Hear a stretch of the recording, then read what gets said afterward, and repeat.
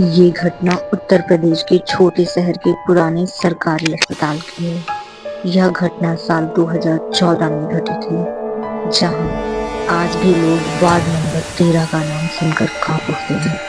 प्रबंधन की जांच के बाद वार्ड को तुरंत सील कर दिया गया। आज भी रात में उस वार्ड के अंदर से हल्की कराहने की आवाज आती है। कई लोगों ने दावा किया कि उस खिड़की में एक लड़की नहीं बल्कि वही सफेद साया दिखता है, जिसकी वजह से अनन्या को अपनी जिंदगी गंवानी पड़ी। रात के करीब 12:45 पर हॉस्पिटल की लंबी सफेद गलियों में सिर्फ ट्यूबलाइट की हल्की झिलमिल रोशनी दिख रही थी।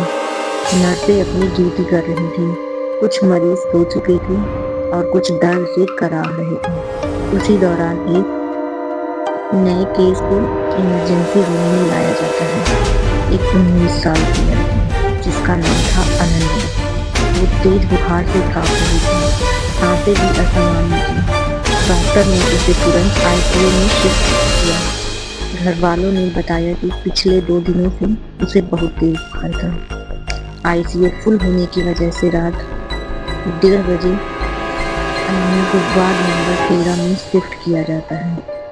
ये वही वार्ड था जिसे अस्पताल का सबसे पुराना और सबसे अजीब वार्ड माना जाता था।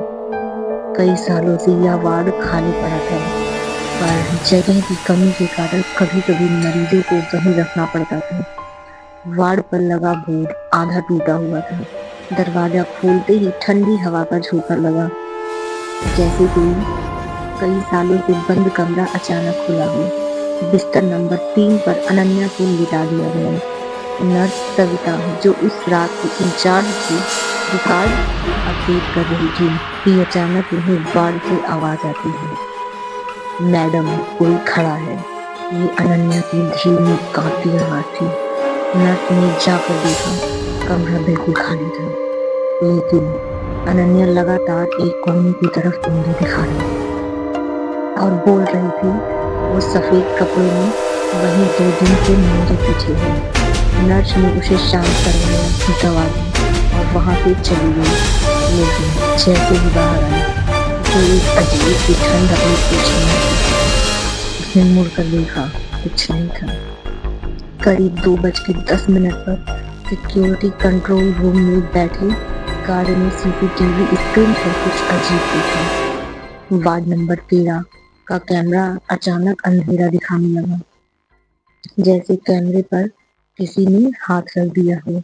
गार्ड ने जूम किया, तब उसे कुछ सेकंड के लिए धुंधला सा सफेद साया चलता हुआ दिखा। तो गार्ड तुरंत वार्ड की ओर भागा। कमरा लेकिन गार्ड के जाते ही कमरा फिर से नॉर्मल हो गया। रात 3 बजे के आसपास हॉस्पिटल की लिफ्ट अपने आप खुली और बंद होने लगी। 3 बजे वही समय होता है जिसे हॉरर में डेविल्स आवर कहा जाता है। उसी समय अनन्या की ईसीजी मशीन अचानक तेज बीप देने लगी, पर उसकी धड़कनें तेज नहीं थी, बल्कि धीरे होती जा रही थी। नर्स दौड़कर पहुंची तो उसने अनन्या को खिड़की की ओर घूरते पाया। उसकी आंखें फटी हुई थी और होंठ नीले पड़ चुके थे।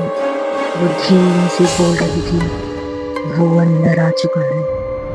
नर्स ने मशीन चेक की, दवाई लगाने लगी, पर तभी अचानक खिड़की पर अंदर की तरफ से जोरदार आवाज आई, जैसे कोई बाहर से अंदर घुसने की कोशिश कर रहा हो।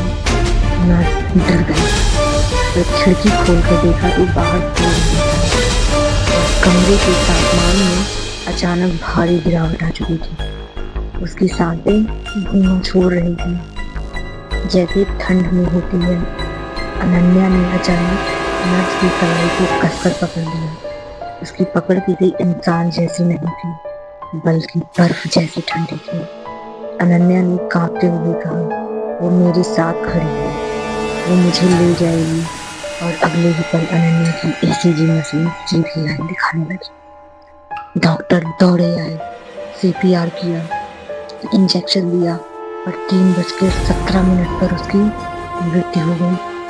अनन्या की मृत्यु के बाद जब नर्स कमरे से बाहर जा रही थी, उसने वार्ड की कांच वाली खिड़की में अपना प्रतिबिंब देखा। लेकिन उसके पीछे एक सफेद कपड़ों वाली औरत खड़ी थी। नर्स ने डर से पीछे मुड़कर देखा, वहां कोई नहीं था।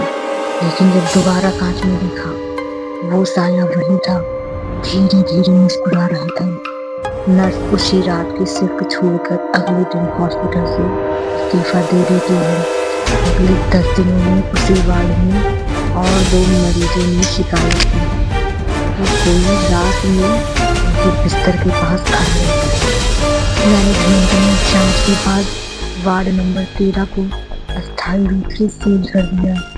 आज भी रात में उस बंद वार्ड के अंदर से हल्की आवाज आती है। कुछ लोगों का कहना है कि अनन्या की आत्मा नहीं, बल्कि वो सफेद साया जो उसे लेने आया था, वह आज भी भटक रहा है।